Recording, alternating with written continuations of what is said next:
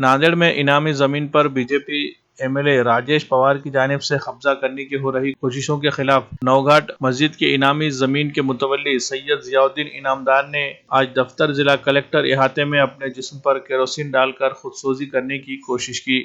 इससे पहले कि वो माचिस की तीली जलाकर अपने आप को आग के हवाले करता, इसी दौरान वहां मौजूद पुलिस एहलकारों ने इसे पकड़ लिया और इसे हिरासत में लेकर वजीराबाद पुलिस स्टेशन ले गए। पुलिस स्टेशन में जियाउद्दीन इनामदार के खिलाफ इक़दाम खुदकुशी से मुताल्लिक मुकदमा दर्ज किया गया है। इन्हें पाबंद करके छोड़ दिया गया। पुलिस स्टेशन से बाहर आकर सैयद जियाउद्दीन इनामदार ने अब वक्फ बोर्ड, पुलिस इंतजामिया और जिला इंतजामिया की जानिब से इनामी जमीन पर किए जा रहे कब्जों को रोकने के लिए किसी भी तरह की कोशिश न किए जाने पर नाराजगी जाहिर की और इस सिलसिले में मीडिया से बात करते हुए अपने तासुरात का इजहार किया। सर्वे नंबर 55 नौघाट मस्जिद का इनाम है और उसके बाजू में राजेश संभाजी पवार एमएलए है, नरसिंह नायकों की कंसल्टेंसी है उनकी। उसके बाजू में 56 उनका है, सर्वे नंबर 56 में उन्होंने क्या करे 8-9 घंटे का अतिक्रमण कर दिए और उसके बाद हमने एसपी को कंप्लेन करे, कलेक्टर साहब को कंप्लेन करे, आयुक्त को करे, वक्फ बोर्ड को करे, सबको करे।